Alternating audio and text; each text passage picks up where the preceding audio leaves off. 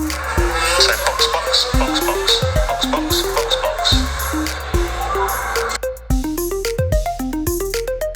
Hi, my name is Rochelle, and you're watching or listening to Box F1 Pod. Welcome to the Las Vegas Grand Prix episode. As always, Vegas is full of glitz and it's full of glam, and apparently it's full of Mickey Mouse, but a lot less substance.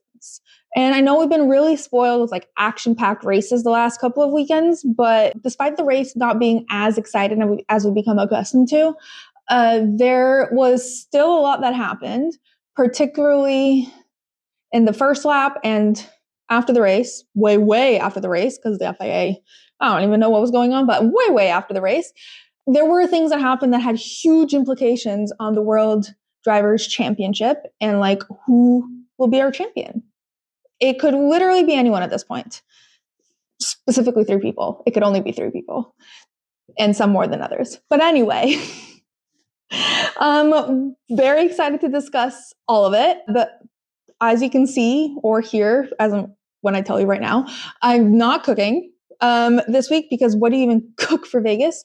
I am drinking though because there's always drinks in Vegas. Okay. I'm going for a cozy fall cocktail because my mom made homemade quince syrup and I just needed to use it somehow. But you know I love a theme. Why should I say it like that?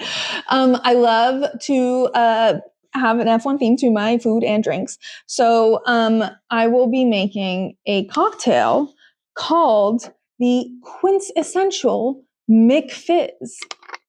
What is that? I'll tell you. It is quince syrup, gin, and some grapefruit soda because I don't have grapefruit juice, and some lemon juice. And what does it mean? Well, I'll tell you. It means that when it matters most, McLaren will bottle it and make a decision or a choice or a mistake, intentionally or unintentionally. McLaren will do something that will cause their drivers' hopes and dreams to fizzle away, as they have today. So, thank you, McLaren. There's nothing more quintessentially McLaren than making your drivers sad. Well, there is something that is more quintessential than that, and that's Ferrari, but today's not a Ferrari day.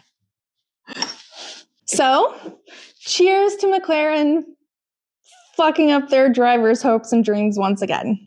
At least one of them, maybe 2 of them. We don't know yet. Cheers. Now that we have a drink in hand, hope you've also made a quintessential McFizz. You too can make your hopes and dreams fizzle away with just a sip of this.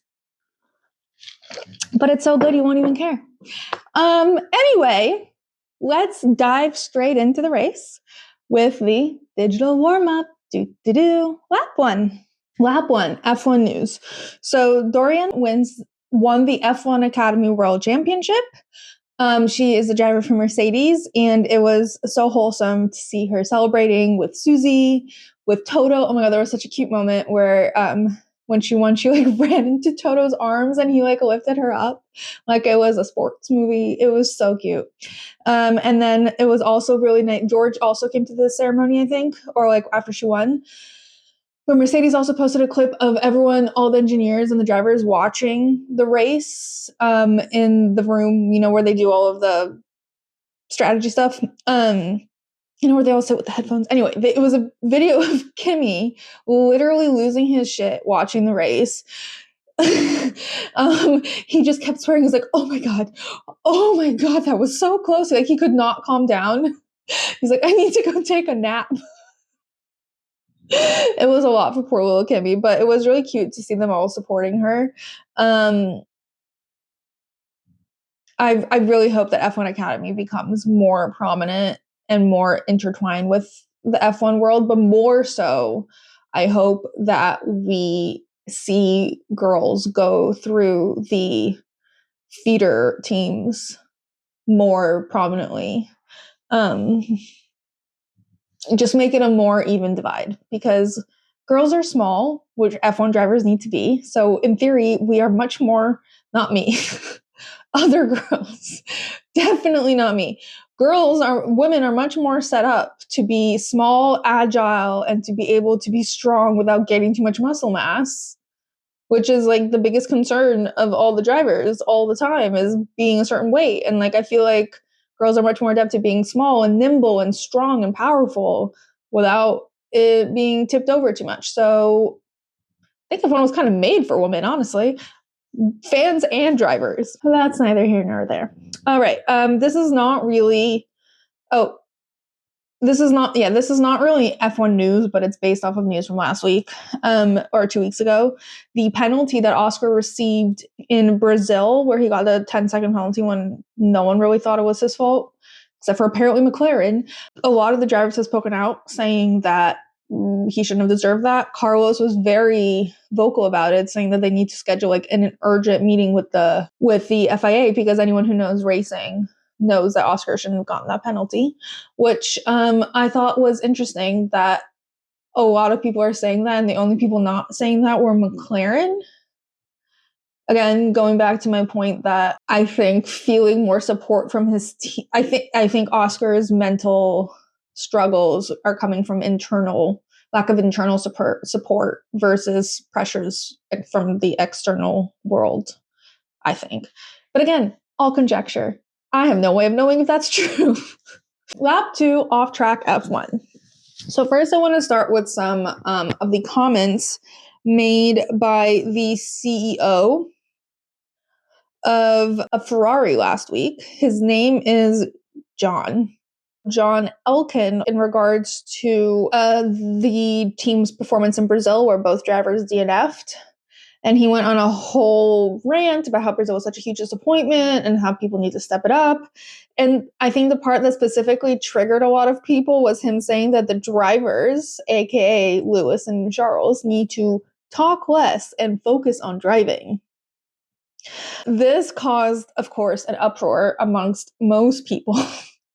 I'm not linking it in the show notes because I linked his comments in the show notes, but I couldn't find Charles's and Lewis's response as a primary source. Do I need to be citing primary sources? I saw people quoting it, but I couldn't find the official source, so like I didn't want to link it. But I don't know why I'm treating this like it's National History Day project. Regardless, I found you can find I'll tell you what they said, but I'm not linking it because it's not like an official source that I can 100% know came from their mouths.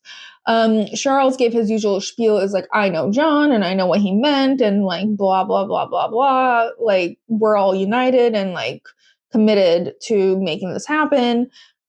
Lewis allegedly made a joke that he's willing to do less media if that's the request, which made me laugh. But he went on to say a similar message to Charles, being like, in all seriousness though, like we're all united and we're all working towards the same goal, like here and back in the factory.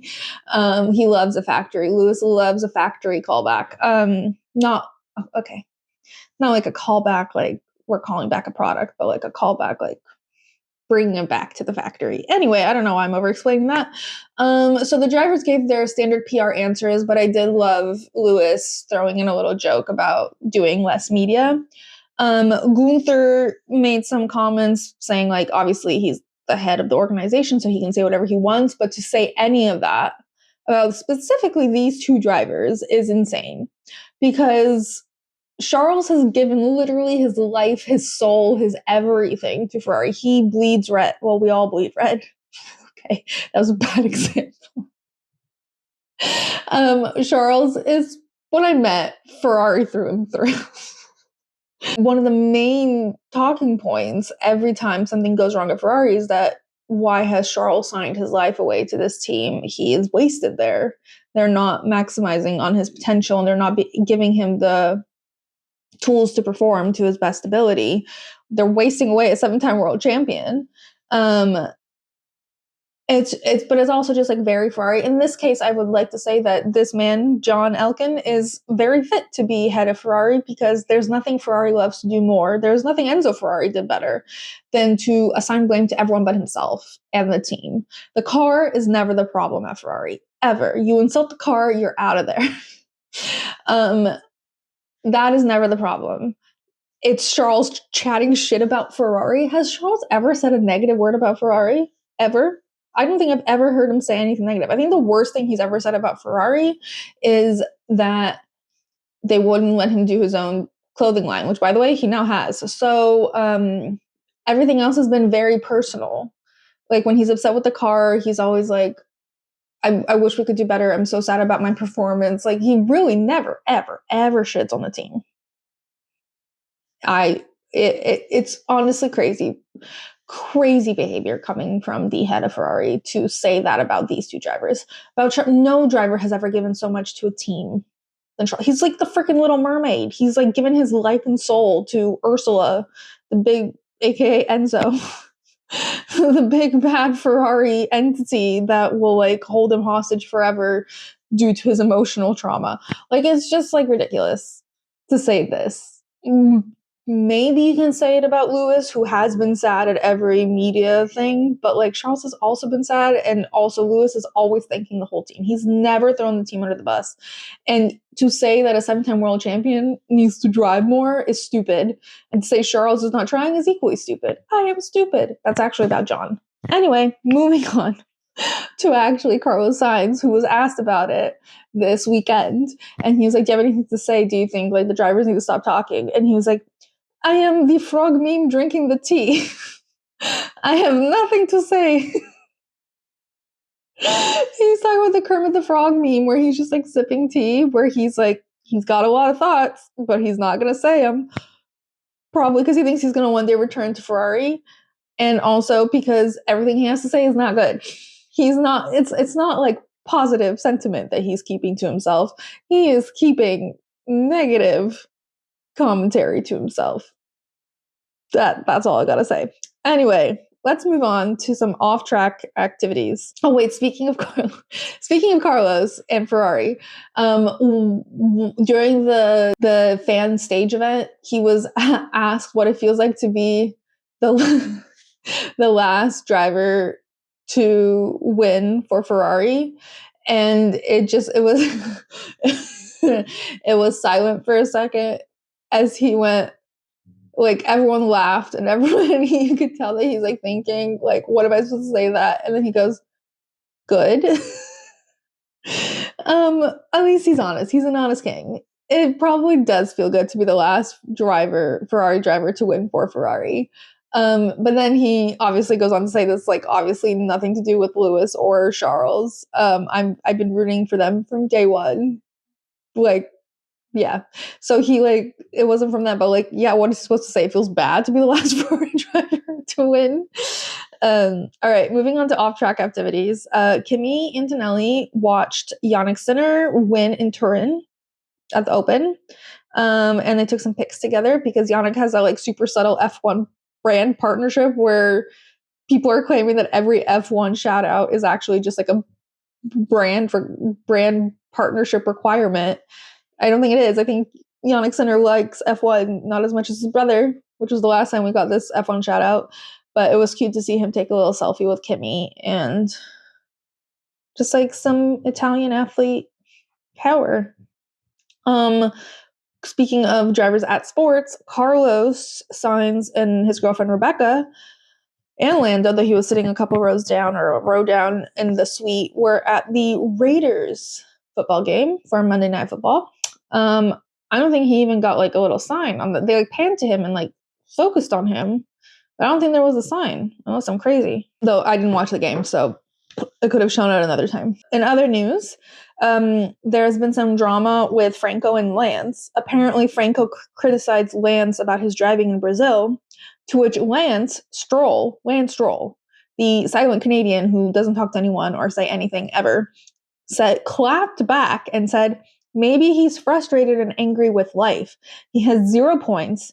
I don't know. He should probably focus on his own things and try to score some points this year.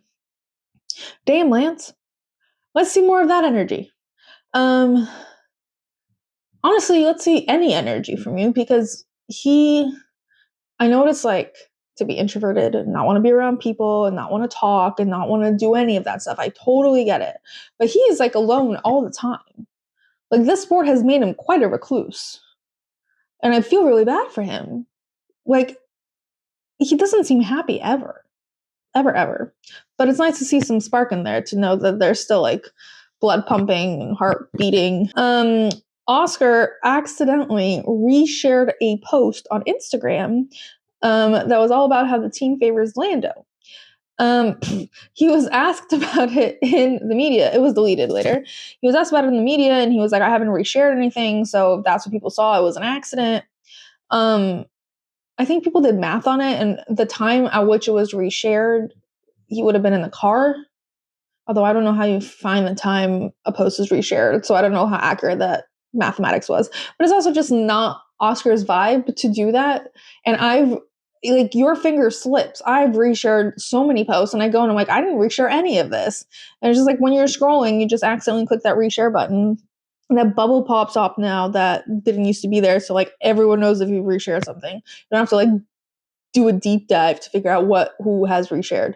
So I totally believe he did it on accident. Some people were like, it was his social media manager. I kind of feel like Oscar does not have a social media manager, but I could be wrong. There could be like, the McLaren social team might have access to his phone or his PR person or whatever, to his Instagram account. I'm not really sure, but regardless, it wasn't intentional. And I guarantee the PR team of McLaren was having a day.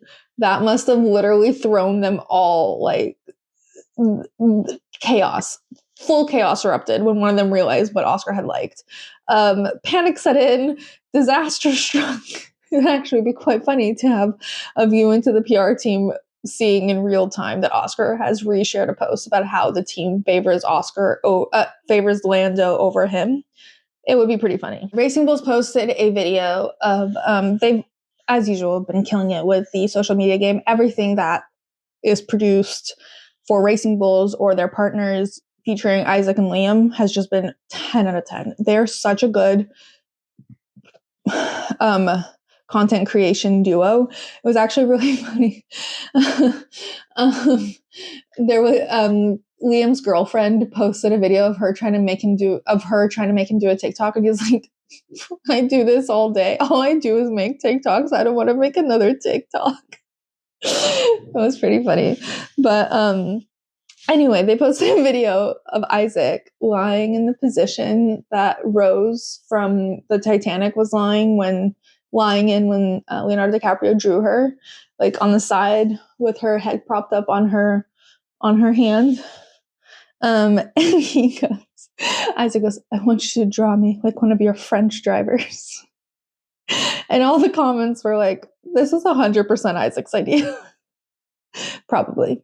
I honestly could link it might be easier for me to just link the Racing Bulls TikTok account just for than to link every individual video that I find hilarious that Isaac and Liam are forced to do together.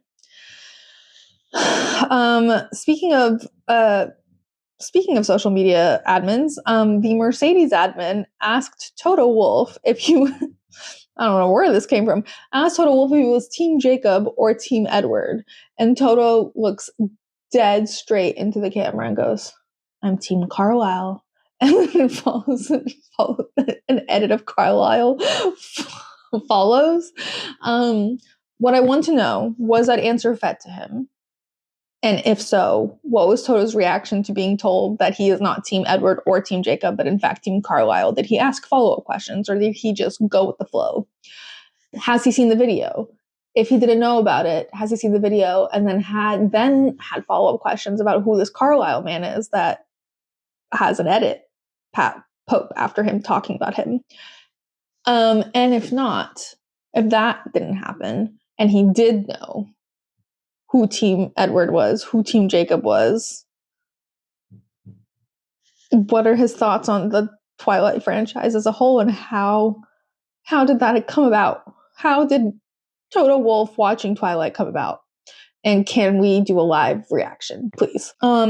Max did a cute interview that came out a couple weeks ago where he basically credited all of his racing to his mom, and then also said that she raced against future Formula One drivers, and then she was karting basically up until she had him. And he's like, so unfortunately, I think I ended my mother's motorsports career. But he said that the racing part in me and my family is from my mom's side, which I find, first of all, so wholesome and such a great answer. And also, fuck you, Yas. Hey, if Yas heard, Yas must have been fuming when he heard that Max basically credits his racing career to his. I mean, he's credited his father plenty of times, but it kind of sounds like he credits his father for bullying him into being the number one driver, but he credits his raw talent to his mother. That was not said verbatim. That is my interpretation of the things he said in the past. The way he talks about his father and his racing career, and the way he talks about his mother and his racing career, have different vibes. He talks about how his father forced discipline upon him, how his father forced him to want to win, and all gave him that mentality, not discrediting the low-key abusive nature of Yas's parenting for making Max the champion that he is. But I love that Max is crediting his mother with making him a driver in the first place. So the way I'm interpreting this is Yas might have made him a winner, but he would not be a racer without his mother. His raw talent, which is 90% of Max, is his mom. So I love that interpretation, and I'm going to go with that as canon now, even if that's not what he was saying. Speaking of mothers, Oscar was asked about his mother saying in an interview, calling him out in an interview that he never calls her. And he's like, well, I try to call my mom on Sundays. And the interviewer was like, you mean when you're racing? The busiest day of the week for you? And he was like, right, well, the Sundays I'm not racing, I call my mother. And she was like, okay, so there's 24 races in a calendar year, so I'm doing the math here. And he was like, look, also, my mother's in Australia. When I'm not racing, I like to wake up late. If I wake up late, it's midnight in Australia. There's just no good time to call, which is all logistically fair. But these are arguments he's come up with afterwards. But I get, and he also said he's not a phone call person, which I also get. But it's just funny that this banter about him never calling his mother has become a part of media with him. And it's just because his mom calls him out on Twitter and random news outlets in Australia. Also, Max was asked about how he feels about his season as a whole. And his quote just made me, not to make this about me, but it just, what he said made me feel good about myself and my interpretation of Max as a person, because it's exactly what I've always said about him. Every time there's criticism of Max, this is what I say about Max. So I'm just going to go through his quote, and then we can talk about how right I was. Max said, I'm satisfied with my season. The only point worth criticizing was in Barcelona. That whole move wasn't okay, but it's because I'm passionate about it. I could easily say that this car doesn't work at all, so never mind. I can't accept when I get out of the car and I see I didn't give it my all. I'm angry with myself. I can't give it 80% whenever I get out of the car. I should always be able to tell myself I gave my everything to extract the most out of it. That's why I was angry with what happened on the straight during the restart. Then turn one, and then somebody told me in my ear I should give that position back, and that's when everything turned red. It was wrong, but you also learn from it, and those are moments that most likely won't happen again next year. Which again, I've always said about Max, when you truly see him angry, it will be because he feels like he didn't do his best. And there's so many races where he comes out and he's not angry, he's super calm, and it's because he gave it his all. Unprecedented circumstances got in the way, or whatever else. He feels like the team made the wrong call, or he did the wrong thing on track. That's when he truly gets mad. When he feels like something went wrong on track that he could have prevented, which is what he said. I can't give it 80%, I can give it because then I would leave and I'd be pissed off at myself.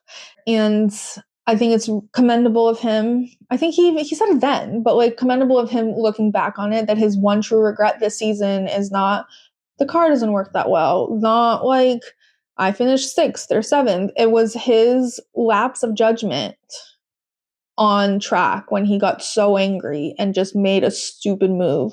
And he knew it was stupid, and everyone knew it was stupid. And that could have cost him the championship, honestly, because I think it was like 10-ish points that he lost because he decided to do that with George. And decided is a strong word for the case. Like, I don't think he was making any coherent decisions at the time. I think he just flew blindly. But it probably cost him the championship. He'd be in a much better position now if he hadn't made that move. But like, it's nice to see him reflect back on it in a calm manner, because Max always knows when he's wrong, and he always admits when he's wrong.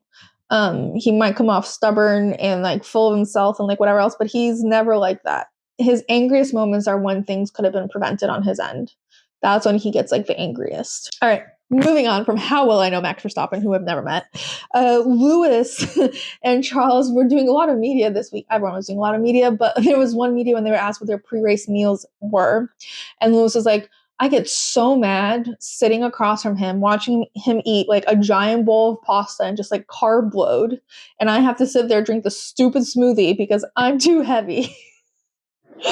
Oh man, I feel you, Lewis. I feel you. Though to be honest, Charles doesn't look that much lighter than Lewis. So I don't know how he's able to just shovel pasta down his throat and Lewis has to drink a smoothie. It could also be, and they're not mentioning it, that the kitchen refuses to make dairy-free. No, that's not true. There's plenty of pasta, Italian traditional pasta, that doesn't need dairy in it. So never mind. That wasn't it. Lewis must just be fat. I love when skinny people say they're fat. It's funny. All right, moving on. Lap 3, trackside in Vegas. So Alex Albon did an interviewer with a food content creator called Eating with Todd, and there was what it seems like an In-N-Out stand on track that for some reason none of the videos like called out specifically. They were like, this is an In-N-Out burger. In the video, they weren't like, I'm eating an In-N-Out burger, but it looked like one, and there's a hashtag of an In-N-Out burger, but they weren't explicitly saying, here we are trying an In-N-Out burger. Anyway, there was a stand at the track, and Lewis and this guy Todd were doing an interview and eating burgers. And as soon as as soon as Alex takes a bite, he's like, I must show Carlos this. So he runs into the paddock, into the Williams hospitality, runs to the engineering room or whatever, and opens the door to like very excitedly tell Carlos about this burger that he is now eating. And then his eyes go wide and he closes the door. He's like, he's busy. So then he goes back outside and he's talking with Todd, still eating the burger. And then Carlos comes out. There's like an extra burger there, which I was assuming Alex was going to give to Carlos. And Carlos, like, without like looking around, without anything, Alex goes, look, there's a burger. And then Carlos just reaches for the burger. And Alex like, no, that's mine. I'm just showing you the burger. Which made me lol. But Carlos takes the burger anyway, tries the burger. First he takes out all the tomatoes. Psychotic. I wasn't expecting Carlos to take out. Maybe he's like some sort of burger purist. Like, he definitely eats vegetables. But when I see someone take vegetables out of a burger, I'm like, do you hate vegetables? But I think he just, I guess, doesn't like tomatoes in his burger. And then he took out one of the onions because he said too much onions. There's already one onion. He doesn't need two. Fine. He tries the burger. And like the way Alex experiences food and the way Carlos experiences food, I guess, is very different. And it was very comical to watch because Alex was like very verbal and very like, oh my God, this is so good. Oh my God, I love gherkins on my burger. This is amazing. This is like the best. Like, I'm so excited. And Carlos is like fully unaware of his entire surroundings, just eating this burger, like fully focused in on this burger. And he like takes a bite and I was like, isn't it so good? And Carlos said, yeah. And then like keeps eating the burger, has like 2 or 3 bites, turns around, sees Todd, and he's like, oh, hey. Todd's like, hi. And he's like, oh, are you guys going to do an interview? And Alex is like pointing to all the cameras around them. And he's like, we're doing it now. Carlos turns to the camera. He's like, oh, hey. Like half raises his hand as he's still eating this burger. Hilarious. Honestly hilarious. But I also, just in general, besides the way Carlos consumes new food and enjoys food, I just love that Alex's first reaction to taking a bite of the burger was that he must tell Carlos because Carlos loves burgers. And I just find that wholesome. In other very different news, Valtteri Bottas officiated a wedding in Las Vegas. They had like a pop-up wedding venue. And Valtteri did it with like I don't know if they it's the way they cut it, but it seemed like his ceremonial words were quite crypt. It was like, do you like each other? Cool. You're married now. It was a little more than that, but it was still really funny. Imagine being married by Valtteri Bottas in like a baby pink chapel in Vegas. So weird, but fun. For some reason, the Girl Scouts were there. I don't know why they had a presence at the F1 race, but they were there. And George, unsurprisingly, took it upon himself to be troop leader, troop mom, whatever the term is. I didn't do Girl Scouts. But if it's Girl Scouts cookie season, by the way, where do I get them? How do I find a Girl Scout? That sounds weird. But I'd like some cookies, please. Anyway, he's like took it upon himself to take these Girl Scouts through. I'm assuming Mercedes bought like a whole bunch of boxes. So they had like one Girl Scout was carrying like a tray of samples, and then the others were carrying baskets, but they were just handing out the cookie boxes from what I understand, from what it looked like. But I did see like a table stand where they were like sitting with their boxes of cookies. I don't know if they were literally selling them at the race. That's a crazy move from whoever organized that. Like 10 out of 10 decision. But like, how do you go about like, there's going to be a Grand Prix in Vegas. Let's get our girls there. That's how we're going to sell cookies. People already spent like over $2,000 on their tickets. They might as well spend like $10 on a box of cookies. Anyway, George is like taking these girls through the Mercedes hospitality and like helping them give out cookies, I guess. So he took them up to Kimi, who was eating with his health coach or whatever. And he was like, Kimi, do you want to try a cookie? And they were like, you can try this one or this one or this one. And he like picked one. I was like, I want chocolate. So he picked one up. And he's like, they're like, do you want a box as well? And he's like, okay. So they gave him a box of Thin Mints, and he had a sample Thin Mint, and he bought it, and he bit into it, and he was like, but he had just been eating salmon, and so George was like, how does that taste with the salmon? And Kim was like, not great. He's like, let me sip it with some tea. But Kimmy was having like, as George pointed out, a shot of tea. It was like an espresso cup for like a shot of espresso, but with tea in it. And then he had a second shot of espresso, second espresso shot cup with tea with milk in it. He's like, I'm going to do it the British way. And then he dipped the Thin Mint into his milky tea. And the Girl Scouts looked incredibly confused by this entire situation. At which point George pointed out that Kimmy's performance coach was sitting there. And he's like, this is the man that makes sure that Kimmy eats well. And he's like, Sergey, is this okay? And then the guy was like, well, it's already in his mouth, so guess so. Somehow I don't think Kimmy is struggling with weight, but anyway, it was a very rogue interaction, but amusing nonetheless. All right, Kimmy also was asked about who his Friendsgiving lineup would be, and he said Max, George, Ollie, and Lewis, which is adorable. Kimmy is so into his little mentors. He loves Max Verstappen so deeply. He will find him at any opportunity. He will cling on to him. The way the rookies have taken to Max Verstappen is one of the funniest things I've ever seen. To see this paternal side come out in Max is just like great. I love it. Him and George are both like mother hens in very different ways. Oscar also did a race before the interview, where they're like running through the paddock and like trying to catch a moment with the drivers. And he was told, the lady was like, what if I tell you that you don't have to have the exact same strategy as your teammate? And something, like throwing I think a bit of shade at McLaren. And Oscar starts grinning so wide as she's talking, tries to stifle the grin. And then when she pauses and turns the mic to him, he goes, you'd be someone with an opinion. Needless to say, I think he agrees with her, but not up to either of them, is it? All right, moving on to the celebrities that were present at the Las Vegas Grand Prix, most notably, and shoved down our throats at every second, were Beyonce and Jay-Z, who were in the Ferrari garage. Beyonce did one look that was a full leather driving suit.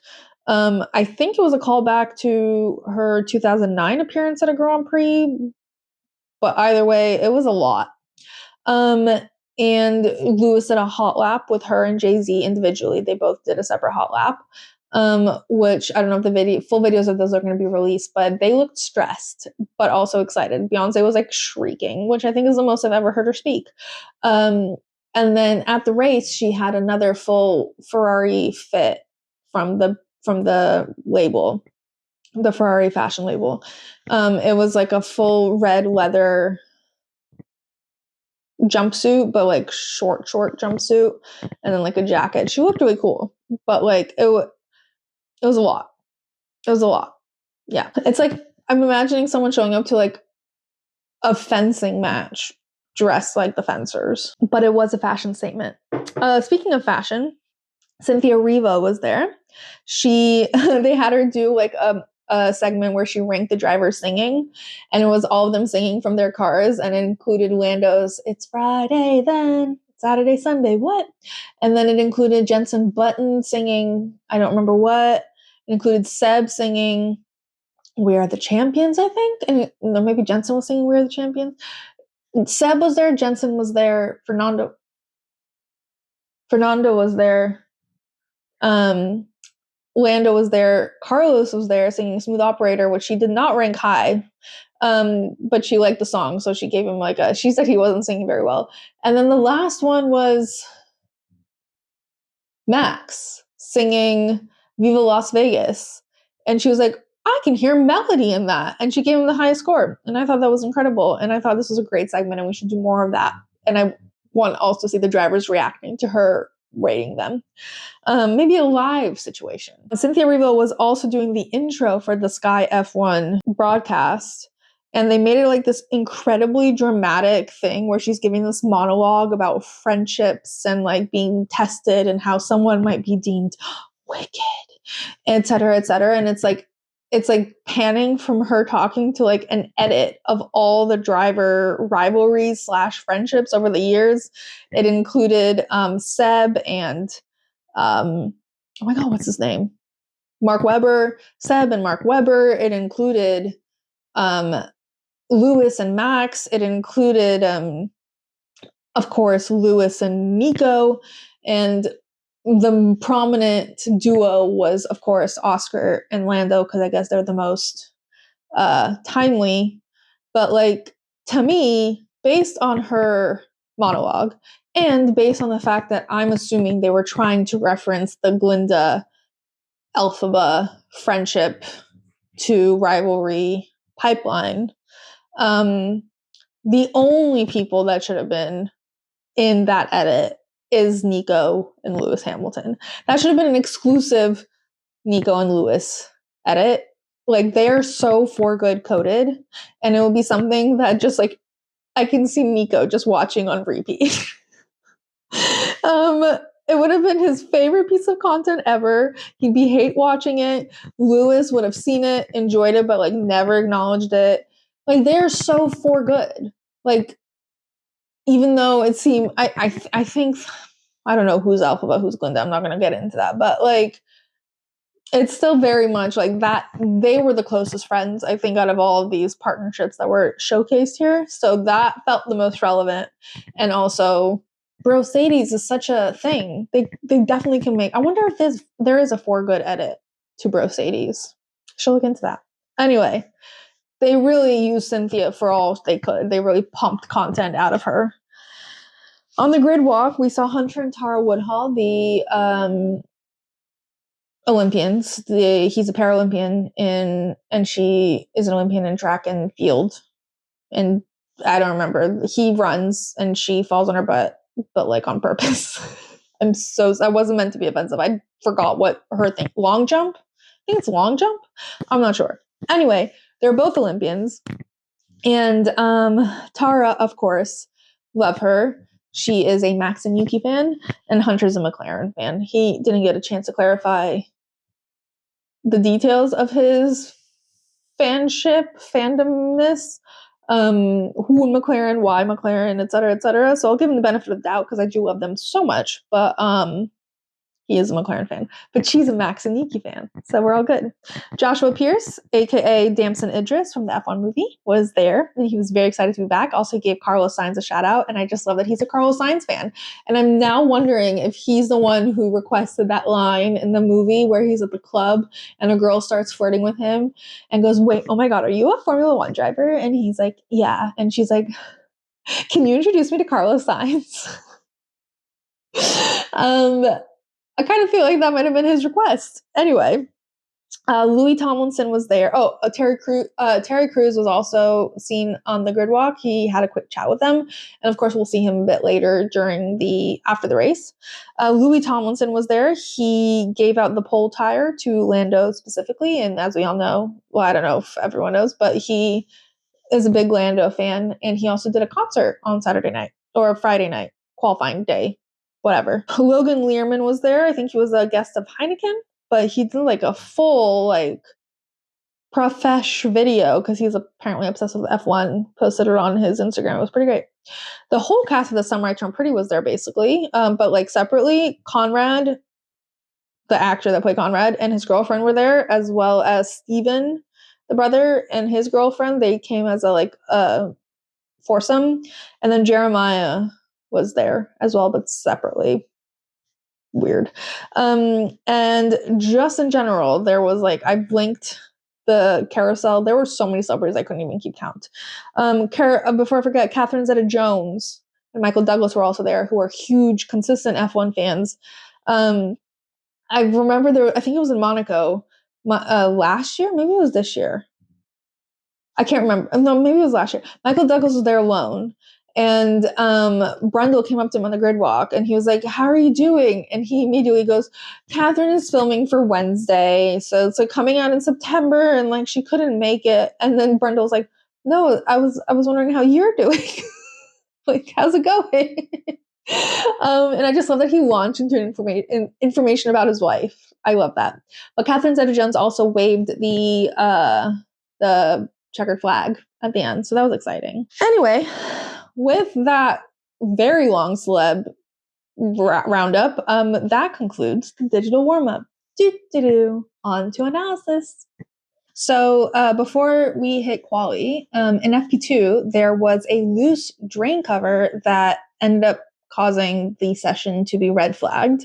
Vegas really needs to sort out their drain covers. I don't know how this is a recurring theme or why this is a recurring theme, but I think it was the very first Las Vegas Grand Prix when Carlos tripped on a loose drain cover in his car. It caused $1 million repair job for his car. That was crazy. I mean, I'm glad they did it before someone got damaged, but why the hell do you have so many loose drain covers? You know this event is coming. It's not like it's a surprise. So it was wet most of the weekend up until the race. The race was fully dry, but quali was wet. There were definitely wet conditions, and Max said that while he likes wet conditions, this was like driving on ice, which is crazy because driving on ice is scary for a regular car, and I can't even imagine what it's like driving in an F1 car. Max just in general hates Vegas. They all are not the hugest fans of Vegas. I think it was actually Daniel Ricciardo who initially, when they were asked where do you want to see a track, and he was like, Vegas. A lot of them don't like the spectacle. Post-race interview, they were asked how they feel about Vegas, and George gave it's fine, blah blah blah blah. Max gave there are different types of races for different types of people. Some people enjoy more spectacle. Me personally, I'm not a spectacle type of person. So Vegas is a little harder for me, but I understand this is part of the game. Blah, blah, blah, blah, blah. And then Lando gave the most normal answer, I think. He was basically it's better than what it was, because the first year we got here, that was too much for all of us. And now it's whatever. The first year was insane, where they made them do this whole show and they rose up on these platforms. It was very Hunger Games-esque. Now it's a bit more subdued, and where we got the Bellagio fountain show, that was like annoying, but it didn't at least involve the driver, so they were less like peeved about it. They weren't the spectacle. They still had the weird announcer thing where like people called him out, but it wasn't as intense as the first one. Remember when Checo Perez was called out? He was like, Checo Perez, and then Checo walked out and walked right up to him, and just they looked at each other, and Checo didn't know what to do. That was pretty funny. Anyway, speaking of quali, Yuki ended up starting from the pit lane for the race because his car was modified in park farm conditions, and he ended up taking a new unit. And Carlos was under investigation for rejoining the track in front of Lance Stroll in an unsafe manner, but he escaped the penalty, so he will remain in P3. Conspiracy theorists will say that the FIA turned a blind eye so that Oscar wouldn't start higher up on the grid. Just kidding. But conspiracy theorists could say that and probably did. All right, so the starting grid is as follows: Lando, Max, Carlos, George. Carlos is in P3. Sorry, let's take a moment. Deep breath. Carlos qualified in P3 in a Williams in Vegas. That's insane. That's actually insane. Another thing about Williams, they can never be doing well at the same time. One of them is always doing well, but never at once. Well, two of them could be doing badly at the same time, but two can never be doing well at the same time. It's just never happened. Whatever deal they made with whatever which, it's one at a time or none at all. All right, moving on, starting grid. Lando, Max, Carlos, George, Oscar Piastri, Liam Fernando, Isaac Charles, Pierre Nico, Lance Esteban, Ollie Franco, Alex Kimi, Gabby Lewis, and then Yuki starting from the pit lane. Lewis, by the way, was incredibly dejected, starting so far low on the grid. P19 is crazy. This has been a terrible year for Lewis. I'm hoping, praying, fingers crossed, that the new regulations will give Ferrari some sort of magical, will do something for Lewis, because going out in this manner from such a storied F1 career is just deeply unfair and deeply terrible for a driver of his caliber. Like, to end on this note when his ability is not on this note. Do you know what I mean?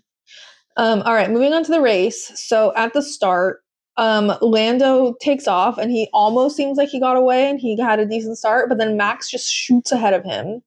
And at this time, Lando attempted a move that was very Max Verstappen. He did what Max Verstappen would do.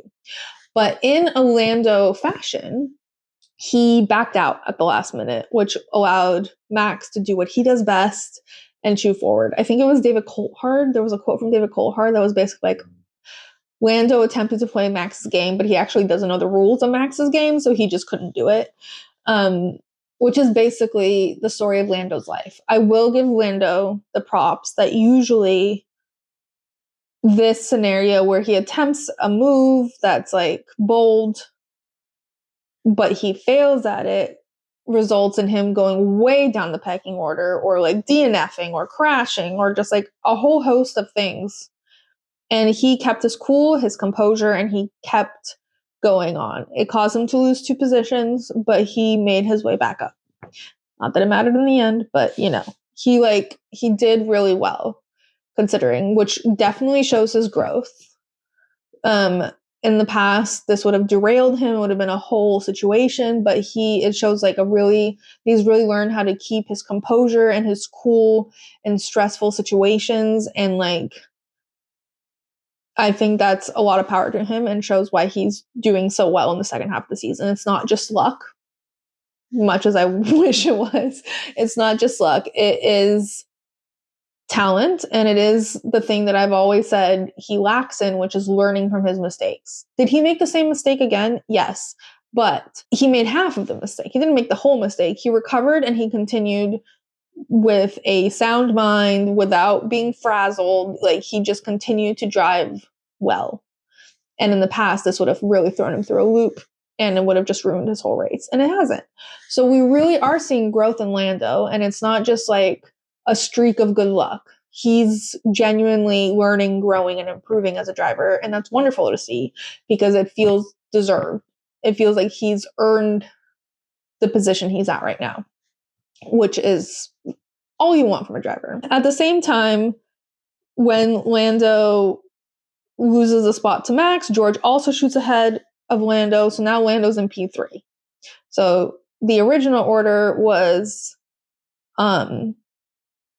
Lando, Max, Carlos, George. And now, before we're even done with the first lap, it's Max, George, Lando, Carlos. Oscar ended up dropping 2 places within the opening lap. So he's now down in P7 as opposed to his starting place of P5. And that's because both Racing Bulls ended up overtaking him. But he also had contact with Liam Lawson in turn 1. But as with most turn 1 lap 1 incidents, the Stews did not really follow up with any sort of penalty. Oscar definitely disagreed in the post-race. Like, I guess we can just barge people out of the way and move on with our lives. But like, that's pretty standard for lap 1. The issue with Oscar in Brazil, it wasn't at turn 1, but it was at the restart that the issue he had with Kimi. So it wasn't exactly the same. We all know the Stews have always turned a blind eye during turn 1, but so like, and it was literally almost not talked about. So I don't think anyone was expecting him to get a penalty, but he still did have contact with someone, did hit him, which did cause him to fall back, which is annoying. He just had bad luck. He's had bad luck, little support from his team, and he's just not performed to his best abilities. I wouldn't go so far as to say he's making like mistake after mistake after mistake, but like he's just not doing well. But by the time, so we got a virtual safety car by lap 2 because there was a collision between Gabby and Lance Stroll, which caused them both to DNF. So we had a virtual safety car. And by the time the virtual safety car hits, by the way, Lewis has gone from P19 to P13, which is an incredible hop in such a short period of time. All right, so Max's race. Max took full advantage of Lando's tendency, as we've talked about, not to follow through on big moves and outmaneuvered him and shot forward to P1, maintained the lead the entire race. At one point, Lando got told to let's go get Max, which GP immediately reported to Max saying, Lando's been told to come and get you. And there was like this pause, and I think everyone, including GP, was waiting for Max to respond. But Max didn't respond with words. He just responded by not letting Lando pass him, which is the best way to respond. And after the race, I think he was like, oh yeah, I heard what Lando said on the radio. That was pretty funny. Or what Lando was told on the radio. But I just love his approach that like he just like doesn't need to talk. He's just going to drive faster than Lando. Kimi's race was by far and away, I think, the most exceptional part of this whole race. He started P17 and he drove all the way to P4, ended in P5 because he had a 5-second penalty for a false start. Barely though. Like they showed it, and until we did it in full slow-mo, like extra slow-mo, you couldn't see how he very slightly jumped a little bit ahead at the start. It was a little dramatic. I don't know how the Susie even caught that, but they did.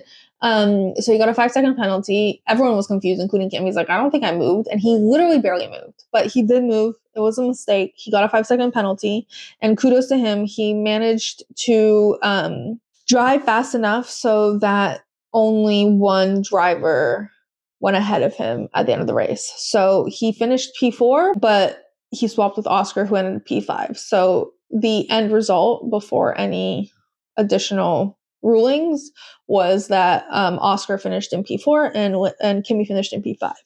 Otherwise, though, there was like a chance that Charles was also going to get ahead of him, which would have put him back into P6. But because he drove so well and so consistently, he kept everyone behind him at bay, which also helped George secure his podium position and helped Kimi only have one person within his 5-second gap.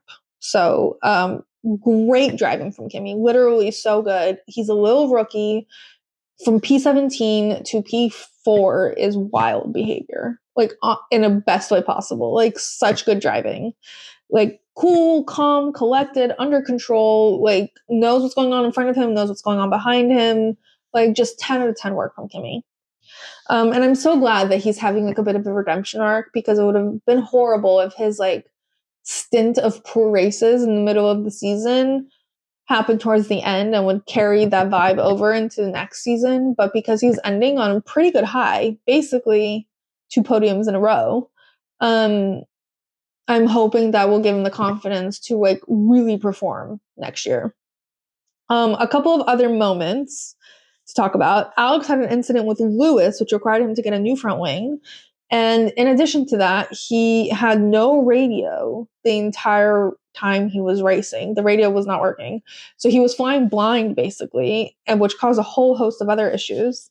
And regardless, he ended up DNFing. He was asked post-race in the media pen how it felt, if it was stressful not having the radio, and he just went, actually, it was kind of peaceful. But that sounds stressful as fuck. You don't know what's going on around you. You don't know if you need to come in. You don't know if you need to come out. Like not having radio sounds really stressful. George had a steering issue the entire race, which also caused him to go faster to try and create a gap. And then he ended up degrading his tires. So he was struggling with a lot of issues. So the fact that he finished on the podium is incredible. And he said in the post-race press conference that they've just had a more consistent car this year, which could be true, but he has also been more consistent this year. Like he was like, last year there were more highs and more lows because the car was so inconsistent, but this year we're just sort of like, the car is performing so consistently that our results are kind of consistent. But I would argue that he is also consistent. Like he is driving that car really, really well. He keeps finding himself on the podium and no one knows how he got there. Like we know how he got there, but like no one was like talking about him. They're like, oh, George is on the podium. And that just keeps happening. And I think especially when he has issues like this and he's still able to bring that car into the top 3 is really great work. So George has had an excellent season. Truly excellent. Really, I'm high confidence for Mercedes for me. That doesn't happen often. And then another good drive was Lewis from P20 to P10. After the race, he still said it was his worst season ever. He was really miserable. He does not have high hopes for next season. I do. I would really like to think that Ferrari will get his shit together, or at least that the new regulations will put everyone on an even playing field because everyone's going to be confused and not know what to do, which will give Lewis more of a chance. But he's struggling. And I feel really bad for him. I feel bad for Charles. I feel bad. Like, I feel like, I think I've said this before, but like Carlos, people keep saying, well, Carlos is doing better than Lewis at Williams. Haha. Which kind of haha, but also Carlos has a lot more experience coming to a mediocre car and making it work for him. He's had a lot of experience building teams from the ground up. He's had a lot of experience of just not dominating. And Lewis has just come from a decade of domination. He's had a rough couple of years after that, like right before he came to Ferrari after 2021. It hadn't been easy for him. But he's not used to this experience. It's been a long time since he came to a new team and to a car that wasn't like a winner off the bat. Like, it's hard. That's why we've seen Charles, who's had his entire career to make sense of the absolute nonsense that's going on at Ferrari and to be able to drive that truck of a car. And so Ferrari rolling over in his grave for me calling a Ferrari a truck. But it's a lot for Lewis to come to terms with. And that's not taking away from him being a good or bad driver. That's not taking away from his experience. That's obviously not what that means. What to me it means is that it's a new situation and he needs to adapt. And adapting to a situation where your one tool does not work is hard. Not anyone can do that. That's like a skill that's honed by years of being put on shitty teams, which is what happened to Carlos. So I'm really hoping that after this year of shit, next year is going to be so much better for Lewis, and we're going to see him thrive as much as we can at Ferrari, and things will get better. So I have a rare douse of hope for Lewis's last couple of years in F1. Over at McLaren, Oscar's race was like fine. He had the contact in lap 1, which sent him back a bit, but he spent the rest of the race fighting for P4 and ultimately staying close enough to Kimi that he was able to maximize on Kimi's penalty and get P4. However, none of that mattered. in the end, but that's fine. Lando, on the other hand, by the way, said in an interview after the race, I think it was in the post-race press conference, that Red Bull was in another league to them. And I'm just like, were they? Were they in another league, Lando? I think once again, Lando was misconstruing Red Bull having a fast car with Max outdriving him.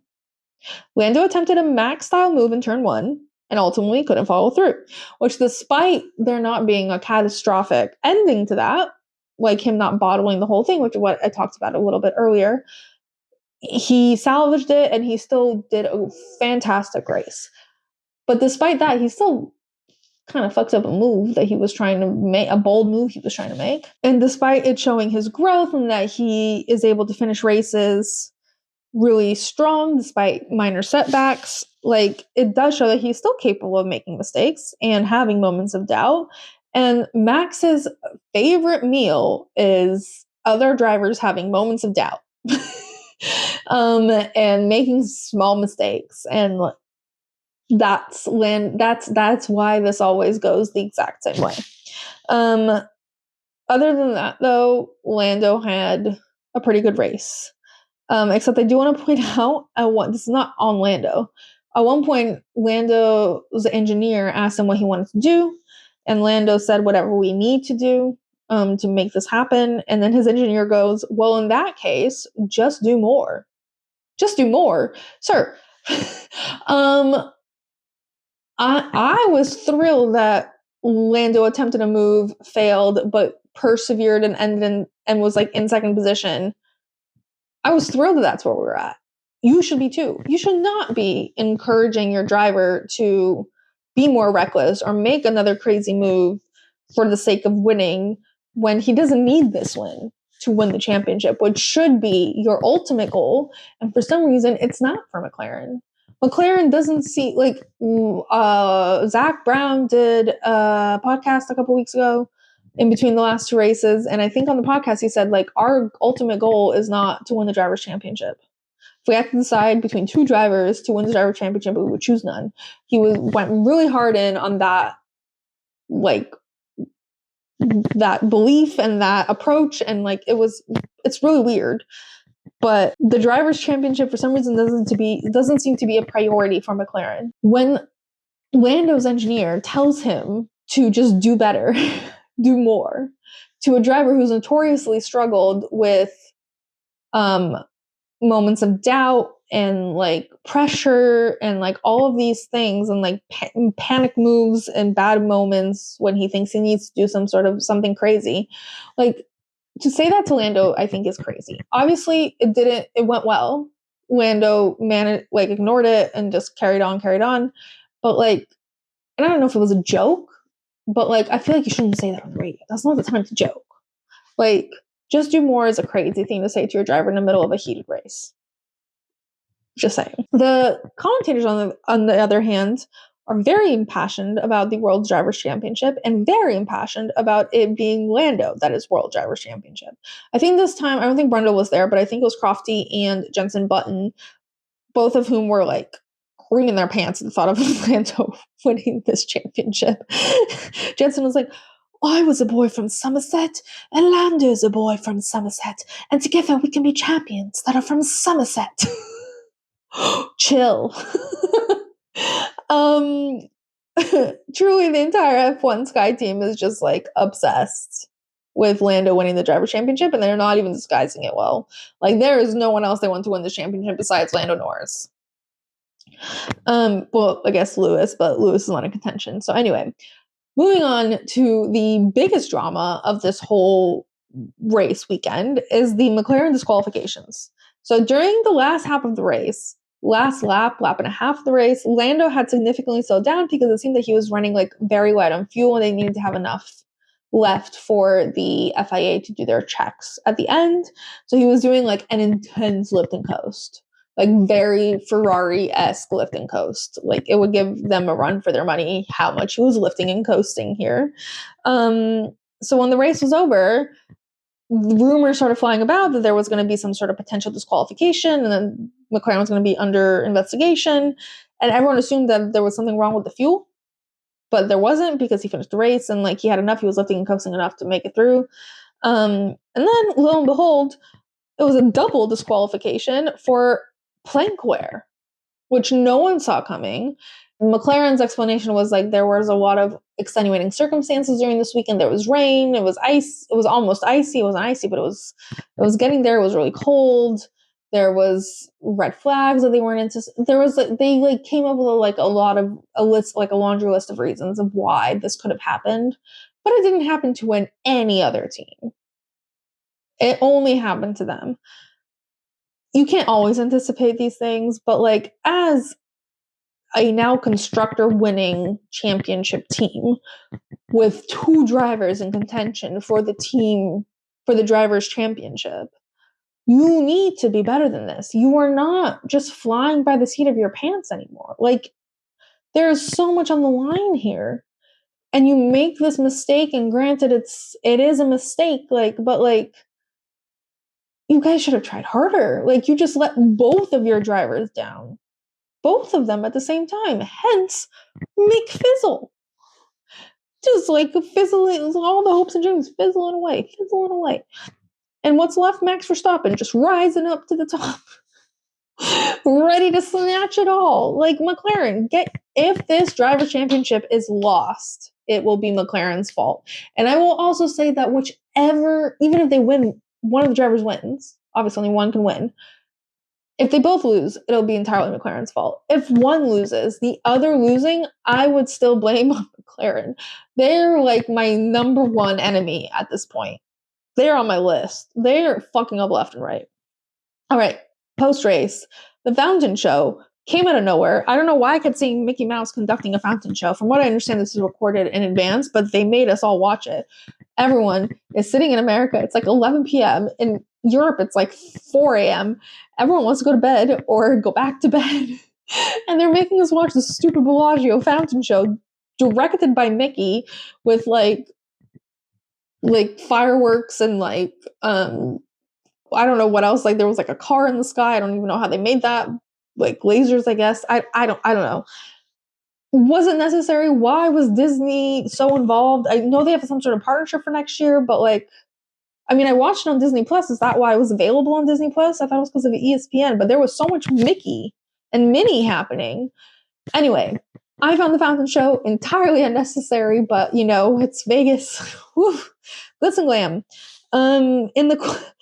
Kimi Antonelli in Park Firm runs up to Max Verstappen to hug him. Max hugs him, and you can see Max asking where he finished, and you can see Kimi holding up 4 with his hands, and you can see Max's entire face go, wow, that's amazing. And he looks so happy for Kimi. Mercedes posted this clip on their TikTok with the audio of the baby turtle from Finding Nemo going, Dad, did you see that? It was pretty wholesome that Kimi just really wanted to celebrate with Max, and Max was so excited for him. Oh, love it. Now, one of my favorite moments from this entire post-race situation. In Vegas, if you remember, we don't have the cool-down room. We have a cool-down car where various vehicles drive the drivers from Park Firm to where the ceremony is going to be. This time, it was a Cadillac baby pink built entirely from Legos, driven by Terry Crews. And it was large enough to fit all 3 drivers in the back. So it was George, Lando, and Max. They made them like baby pink Lego sunglasses that they all wore at various points in time. They get in and they're all chatting oh, this is comfortable, this is nice, blah blah blah. And then at one point Max goes, I think it's time for some music, and Terry goes, I got you, and then immediately launches into 1,000 Miles by Vanessa Carlton. And then Max starts singing along. He's making my way downtown. It was honestly, first of all, for some reason I just wasn't expecting Max to make a pop culture reference in addition to that reference being wrapped up into a request for a celebrity. that was like a weird interaction I just wasn't expecting from Max, but it really humanizes him. Like, I just love that Max likes white chicks and that he knew exactly where he knows Terry Crews from, and that Terry complied immediately, just started singing and like did the face that he does in the car, like straight to the camera. Oh, it was such a funny moment. And then they get there, Terry drops him off, and George's like, "Thanks for the ride, Terry." And Lando's like, "Great driving." And then one of them was like, "Back here after the ceremony." And Terry's like, "No problem, guys, bye." It was just a great interaction. It's just so funny that Terry Crews has become just like this weird mainstay of F1. Anyway, after the race, obviously there was a disqualification. So everyone above P. Everyone moved up at least one. No, everyone moved up two. Yeah, everyone moved up two. Except for Max. Max stayed. George moved up one. Kimi moved up two because he was P5 because of the penalty, but then Oscar and Lando were disqualified, which put him in P3, which made him in podium position. And I just loved all of the Mercedes like updates on their graphics to accommodate this instead of posting new graphics. It's my favorite piece of like graphic design banter, my favorite style of graphic design banter. They reposted the graphic that they originally posted, but like in paint. It looked like it was in paint or like just like with a paintbrush on their phone, crossed out the numbers and put the new numbers in. So it was P2 and P3. That was pretty funny. And then they had a video of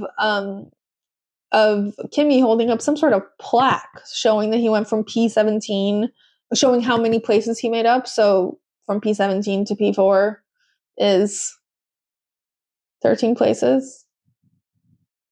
I think it was 12.